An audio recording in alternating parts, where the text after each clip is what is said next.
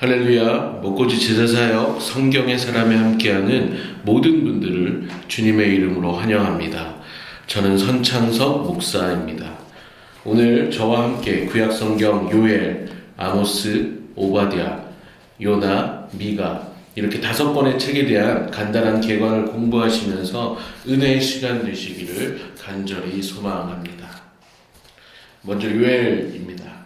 요엘은 사도 베드로가 자신의 시대에 강하게 역사하신 성령의 사역을 설명하며 인용한 2장 28절에서 29절의 말씀으로 인해 크리스천 사이에서 유명해진 책입니다.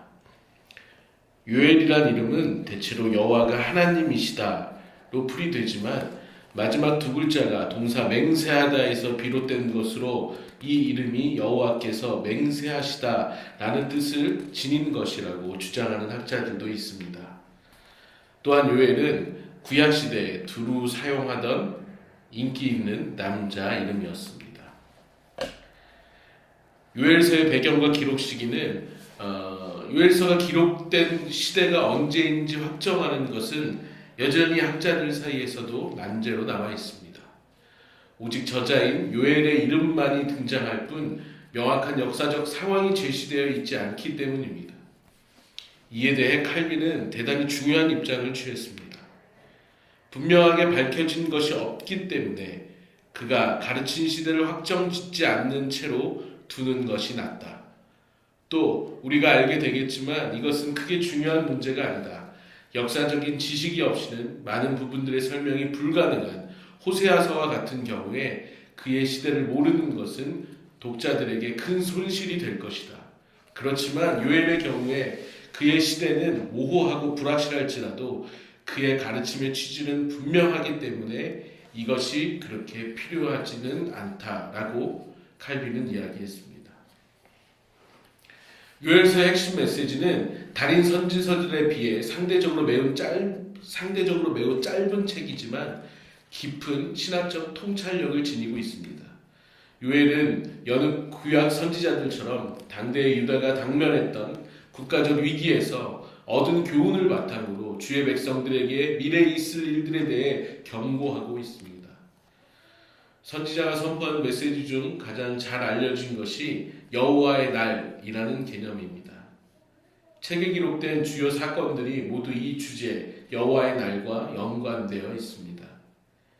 이야기가 시작되는 메뚜기 때는 여호와의 군대이며 이들의 등장은 엄청난 파괴와 살육을 예고합니다. 예루살렘을 향해 진군해 오는 군대는 어둡고 침침한 날, 음침한 날, 곧 여호와의 날에 침략해 옵니다. 이 군대는 모든 면에서 세상의 종말을 예고하는 성향을 지니고 있습니다. 최고의 두려움과 공포를 조장하고 있는 것입니다. 그렇다고 해서 여호와의 날이 꼭 어두움과 죽음만을 동반한 날은 아닙니다. 그 날은 주의 백성들에게는 구원의 날이기도 하며 그날이 밝아오면 여호와께서 메뚜기 떼의 피해로 황폐한 땅을 치유하시고 주의 백성들에게는 영을 부어주실 것이라는 소망을 나타내고 있습니다.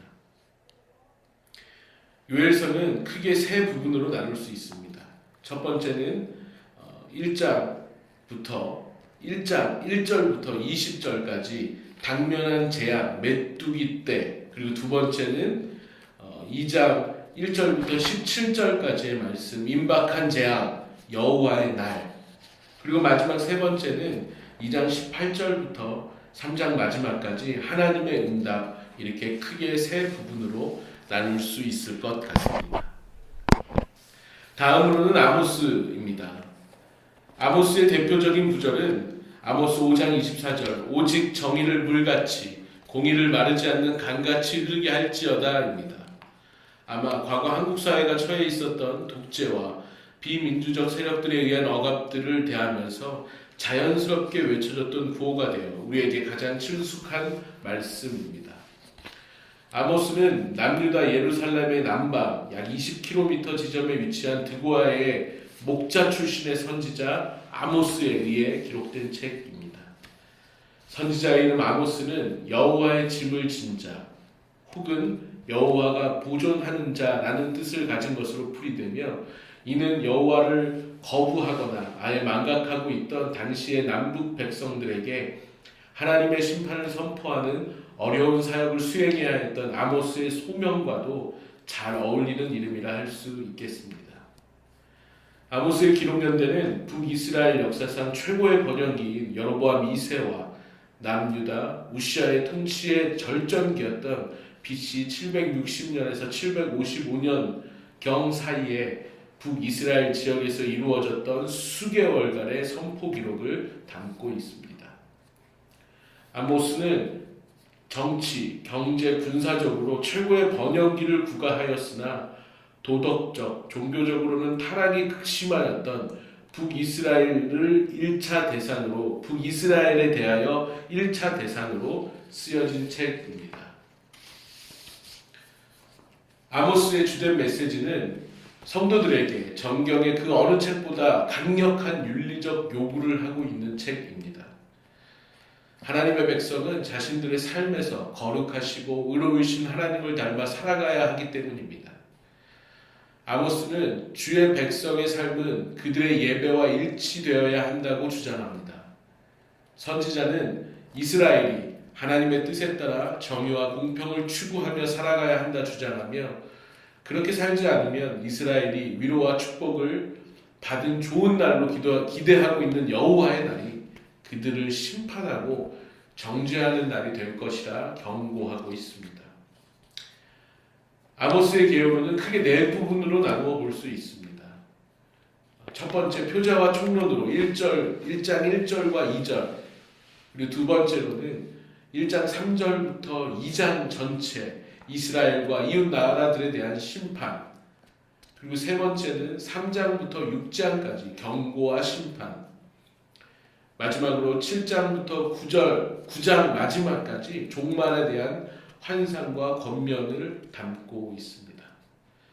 여로보암 2세 때 아모스 시대가 외형적으로는 대단한 때였으나 내부적으로는 서서히 몰락의 길을 걸어가는 짧고도 창연한 일몰의 시간이었듯이 이 시대에도 만연하는 번영의 신학 속에서 성공 신드롬에 빠져 하나님의 진정 어린 심정보다 세속적 영화에 더 깊이 목매고 있는 것이 혹시 우리의 자화상은 아닌지 고민해 보아야 합니다.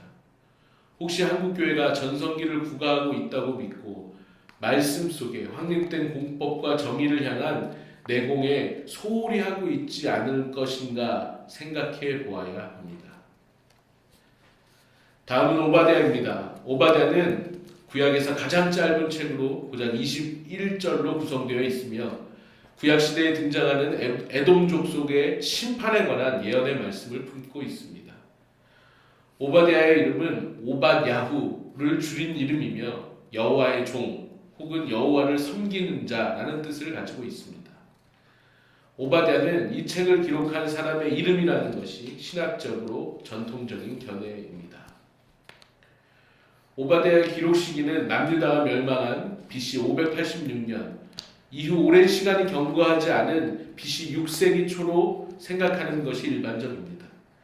남과 북이스라엘이 모두 멸망하여 선민의식과 신앙이 땅에 떨어지고 암울한 시기를 보내고 있었던 이스라엘 백성을 1차적 수신자로 생각할 수 있습니다. 야곱의 큰 아들인 에서의 자손들이었으며 이스라엘의 형제 국가였던 에돔은 비록 이삭의 축복을 받지는 못했지만 하나님께서는 그들에게 늘 신실하게 대우하셨었습니다. 그럼에도 불구하고 에돔은 민수기 20장에 기록된 이스라엘에 대하여 큰 군대를 일으켜 싸우는 장면을 통해 하나님의 배려를 뿌리쳤고 이후 결국 유다가 이방인의 손에 당하는 것에 앞장서 형제 국가로서의 배신을 하게 된 것이 오바댜의 배경이 되고 있습니다. 오바댜의 주된 신학적 메시지는 형제 국가로서의 신의를 저버리고 바빌론들과 야합하여 그렇지 않아도 하나님의 징계로 멸망 가운데 있던 남유다를 무자비하게 학대한 에돔 및 이방 나라들에 대한 심판 선언과 이방 나라들은 멸망하나 일시적 징계로 멸망하였던 하나님의 백성은 다시 회복되어 나라를 세울 사실에 대한 예언을 담고 있습니다. 오바댜의 개요입니다. 크게 네 단락으로 나눌 수 있습니다. 1절부터 4절까지 에돔을 멸하실 여호와의 계획. 그리고 5절부터 10절 여호와께서 에돔 파괴를 약속함. 11절부터 14절 에돔이 유다에게 저지른 잘못. 마지막 15절부터 21절 다가오는 여호와의 날. 이렇게 네 단락으로 나누어 볼 수 있을 것 같습니다. 다음은 요나서입니다. 요나서는 신앙인들에게 비교적 익숙한 책입니다. 요나는 이전의 선지서들과는 달리 확연히 다른 특징을 가지고 있습니다.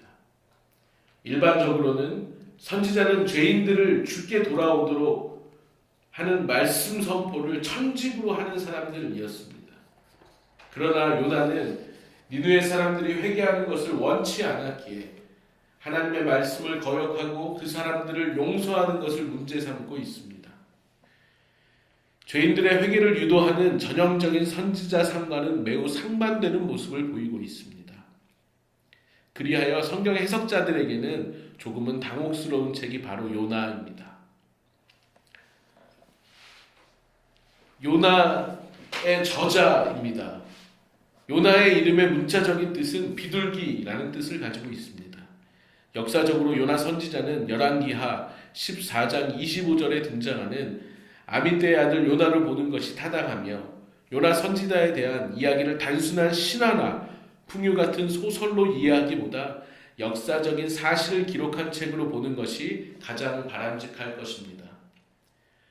이 책이 기록된 시기에 대해서는 너무나도 다양한 설이 많아 확정하기는 어려우나 위에 언급한 열왕기하 14장 25절의 기록으로 말미암아 북이스라엘의 13대 왕이었던 여로보암 2세 시대 때부터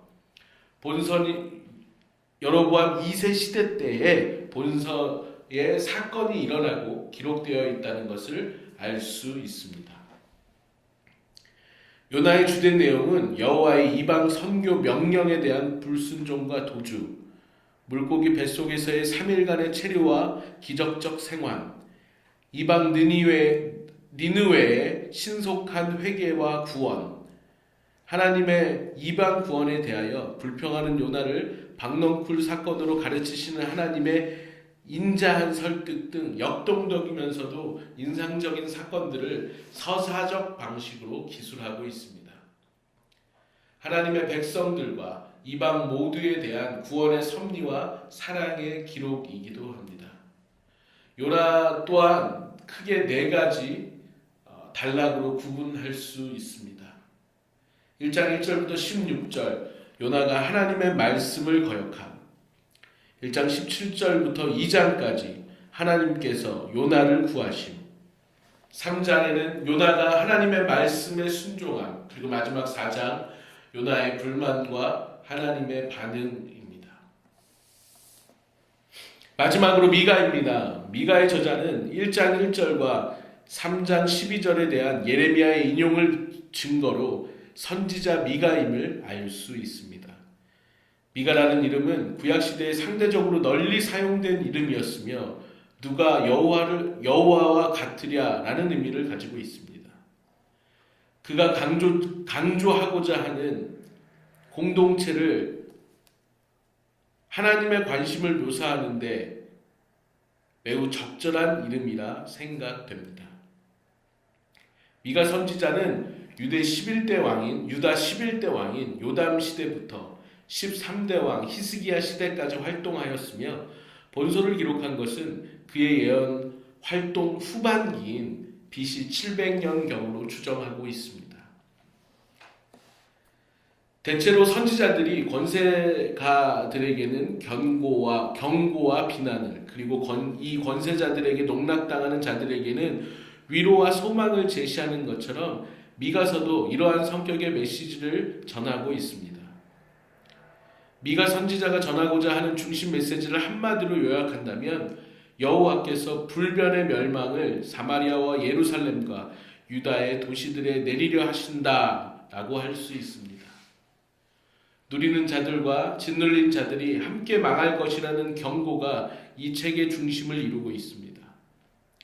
BC 722년 북이스라엘의 멸망 전후로 타락한 북과 남 선민들을 향한 심판과 경고, 그리고 회복의 약속과 메시아에 의한 종말론적 구원 사상이 담겨져 있습니다.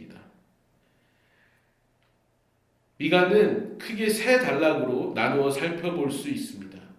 첫 번째는 1장부터 2장, 주께서 정의를 세우기 위하여 오심. 두 번째는 3장부터 5장까지, 예루살렘의 옛 영화가 회복됨. 마지막으로는 6장부터 7장 마지막까지 하나님께서 죄를 사하심으로 나눌 수 있을 것 같습니다. 이것으로 요엘, 아모스, 오바댜, 요나 그리고 미가에 대한 간단한 개론을 마무리하려고 합니다. 선지서 말씀들을 통해 이스라엘과의 언약을 이루시기 위해 그 약속을 깨지 않으시기 위해 선지자를 보내신 그 하나님의 사랑과 신실하심에 대해 경외하고 감사하는 시간들이 되시기를 소망합니다. 감사합니다.